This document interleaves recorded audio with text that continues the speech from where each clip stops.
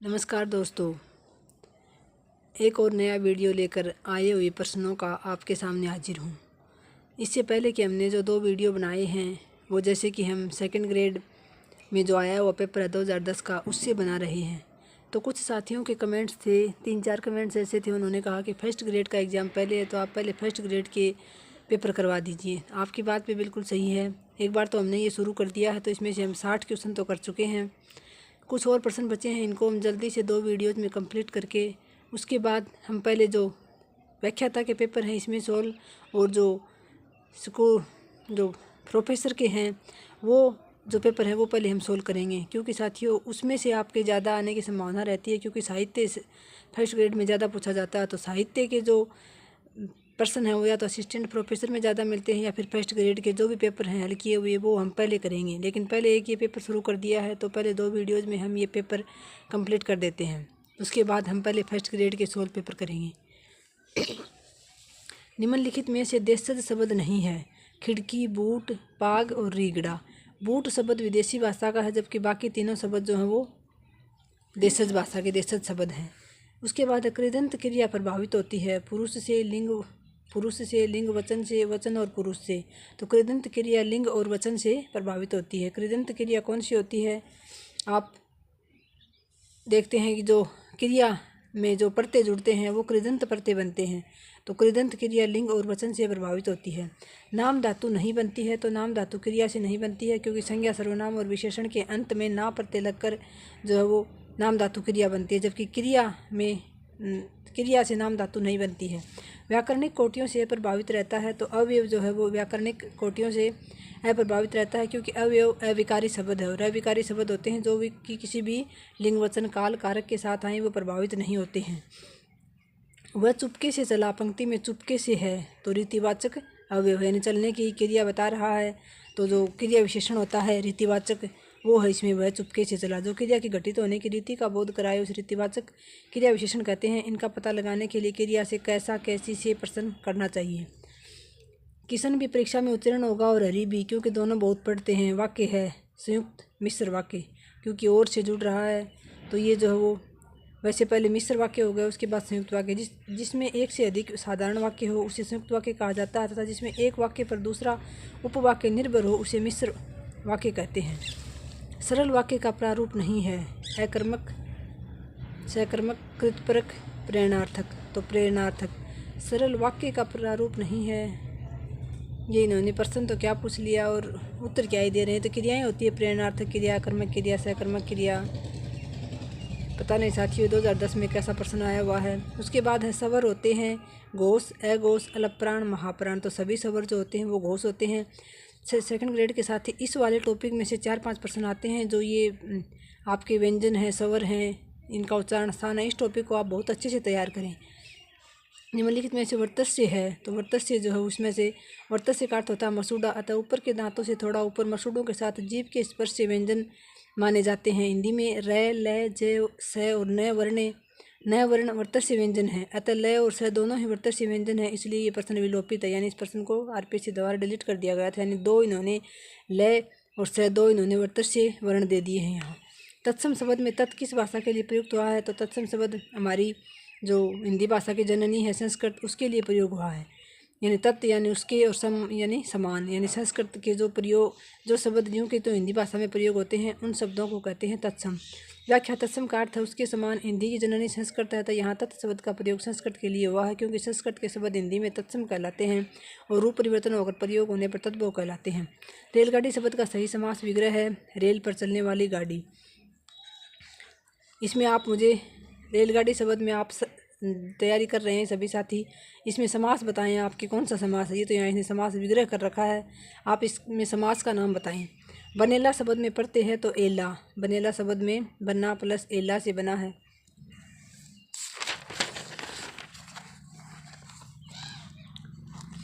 मानसिक शब्द बना है मनस प्लस इक, मानसिक शब्द मनस प्लस इक से बना है, क्योंकि यदि किसी शब्द में ए, ये, इक, ए आदि प्रत्यय जोड़ते हैं तो मूल शब्द का पहले वर्ण में इस प्रकार परिवर्तन हो जाता है। ए का आ हो जाता है, ऊ या ऊ का औ हो जाता है, ई या ई का ए हो जाता है। जैसे गुरु प्लस ए गौरव, मनु प्लस ए मानव विधि प्लस है वेद, दिनी प्लस ये दैन्य। प्रेक्षण शब्द बना है प्रह प्लस ईक्षण से। प्रत्यर्पण शब्द बना है तो प्रति प्लस, इन्होंने यर्पण दे रखा है, यहाँ प्रति प्लस अर्पण आएगा। यदि ई ऊ ओ री के बाद असमान स्वर आए तो ई का बड़ी ई हो जाता है, ये ई का तो ये हो जाता है, यानी ये यण स्वर संधि जो है उसे उदाहरण है। और ऊ का वह तथा री का रह हो जाता है, तो यहाँ प्रति प्लस अर्पण आएगा, ये गलत। और निम्नांकित में से बाज का पर्यायवाची नहीं है। शार्दुल कपोतारी करग सयेन, तो शार्दुल जो है वो बाज का पर्यायवाची नहीं है। कपोतारी करग सयेन आदि शार्दुल जो हो बाघ का पर्यायवाची है। यम का पर्यायवाची शब्द है किनास, कृतांत काल, किनास, धर्मराज, समन, सूर्यपुत्र, ये अन्य यम के पर्यायवाची हैं। निरुजता का विलोम शब्द होगा रुग्णता। निरुजता का मतलब होता है निरोगी, यानी जिसके कोई रोग ना हो। रुग्णता मतलब रोगी व्यक्ति। टिकेत शब्द का सही संधि विच्छेद होगा टिका प्लस ऐत। संकल्प शब्द का सही संधि विच्छेद है सम प्लस कल्प। शाखामृग शब्द में समास है बहुवीर्य समास। शाखामृग का सही समास विग्रह शाखाओं पर दौड़ने वाला मृग वह है वानर, अतः यहाँ बहुवीर्य समास होगा। इंद्रियों से संबंधित है वह है इंद्रिय।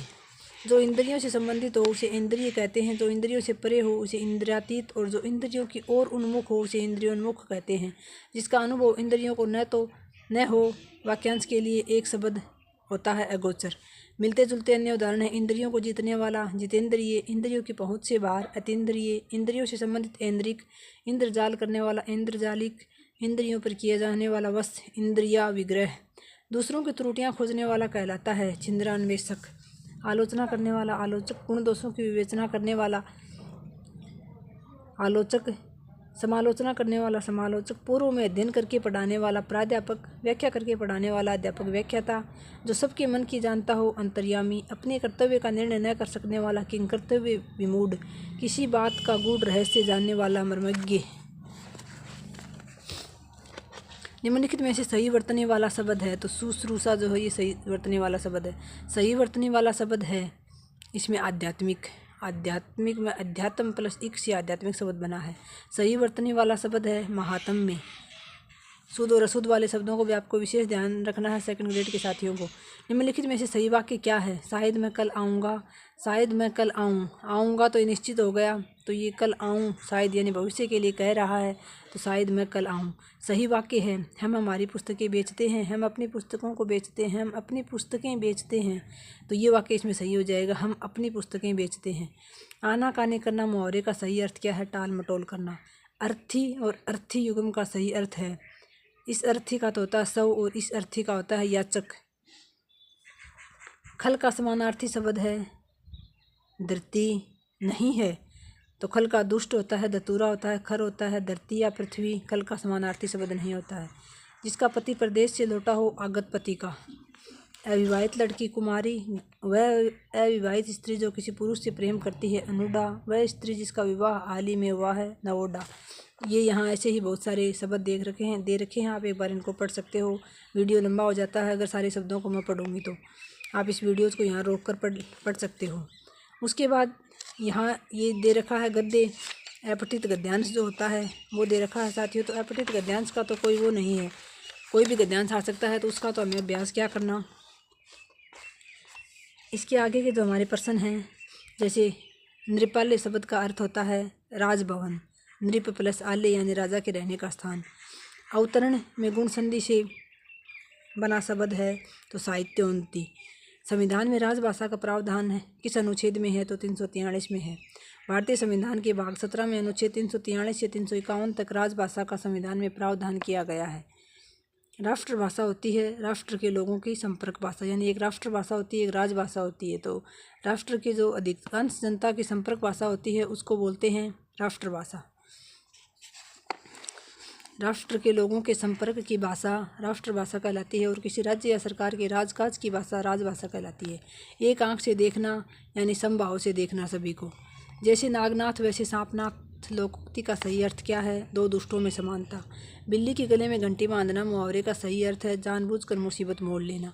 जागरण सुधार काल नाम से जाना जाता है तो द्विवेदी युग, जो हम कल पढ़ेंगे अपने आधुनिक काल में इसको। डॉक्टर नगेंद्र ने भारतेंदु युग को पुनर्जागरण काल और द्विवेदी युग को जागरण सुधार काल नाम दिया है। डॉक्टर नगेंद्र ने पुनर्जागरण काल के प्रस्तोता हैं भारतेंदु हरिश्चंद्र। डॉक्टर नगेंद्र ने भारतेंदु युग को पुनर्जागरण काल नाम दिया और इस युग का नामकरण भारतेंदु हरिश्चंद्र के नाम पर किया। नासिकेतोपाख्यान के रचनाकार हैं सदल मिश्र। सदल मिश्र द्वारा रचित नासिकेतोपाख्यान का अन्य नाम चंद्रावती भी है। काशी से बनारस पत्र कब निकला? 1845 ईस्वी में। 1845 में काशी से बनारस पत्र निकला। ये साप्ताहिक था। इसके संपादक राजा शिव प्रसाद सिंह थे। सत्यार्थ प्रकाश की भाषा है तो खड़ी बोली। सत्यार्थ प्रकाश की रचना आर्य समाज के संस्थापक महर्षि दयानंद सरस्वती ने की थी। इसकी भाषा खड़ी बोली है। हिम किरीटिनी के रचनाकार हैं माखनलाल चतुर्वेदी। हिम किरीटिनी और हिम तरिंगिनी दोनों ही माखनलाल चतुर्वेदी की रचना है। हिम तरिंगिनी रचना के लिए माखनलाल चतुर्वेदी को 1955 में प्रथम हिंदी साहित्य अकादमी पुरस्कार दिया गया था। मोहन के व्रत पर पंक्ति में मोहन शब्द प्रयुक्त हुआ है गांधी जी के लिए। ये पंक्ति माखनलाल चतुर्वेदी द्वारा रचित कविता कैदी और कोकिला से ली गई है। यहाँ कवि ने महात्मा गांधी का उल्लेख किया है। कवि कहता है कि गांधी जी के प्रण पर मैं भी इस देश के लिए अपनी सारी शक्ति आंदोलन में लगा दूंगा।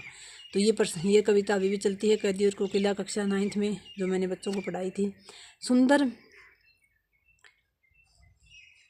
सुंदर लगती सरपत छाई पंक्ति में सरपत का अर्थ है घास पात। सुंदर लगती सरपत छाई पंक्ति में पंत की कविता ग्रामश्री से ली गई है। सरपत का अर्थ है घास पात या तिनकी। कवि कहता है कि गंगा किनारे उगी हुई घास बहुत सुंदर लग रही है। तो साथियों, अंधेरा हो जाता है इस समय। तो ये आज के हमने 110 प्रश्न कर लिए हैं। इसके अभी 40 ही प्रश्न इस पेपर के और बचे हैं। ये हम अगले वीडियो में कर लेंगे और इसके बाद हम पहले जो फर्स्ट ग्रेड के पेपर हैं वो करेंगे और जो असिस्टेंट प्रोफेसर के जो आए हुए पेपर हैं वो हम करेंगे साथियों। तो आप इसी प्रकार से वीडियोज़ को देखते रहिए। निश्चित रूप से आपको इन आए हुए प्रश्नों से लाभ होगा। आपको ये भी पता चलेगा कि कौन सी रचनाएं आपके लिए महत्वपूर्ण हैं और कौन सी रचनाओं को आप छोड़ सकते हो। यानी एक प्रकार से प्रमुख जो लेखक हैं, कवि हैं, वो आपके समझ में आएंगे कि हाँ, इन प्रमुख लेखकों की, कवियों की रचनाएँ बार बार पूछी जाती हैं। उन्हीं को आपको विशेष रूप से पढ़ना है और लगातार पॉजिटिव सोच के साथ लगे रहिए साथियों। निश्चित रूप से आपको सफलता मिलेगी। और एक आप चाहे भले ही कोई टेस्ट सीरीज़ दे रहे हों, टेस्ट सीरीज़ में भी आपको ये बात विशेष रूप से ध्यान रखनी है और आगे पेपरों में भी, कि आपको किसी भी प्रश्न को बहुत अच्छी प्रकार से 2 बार पढ़ना होता है।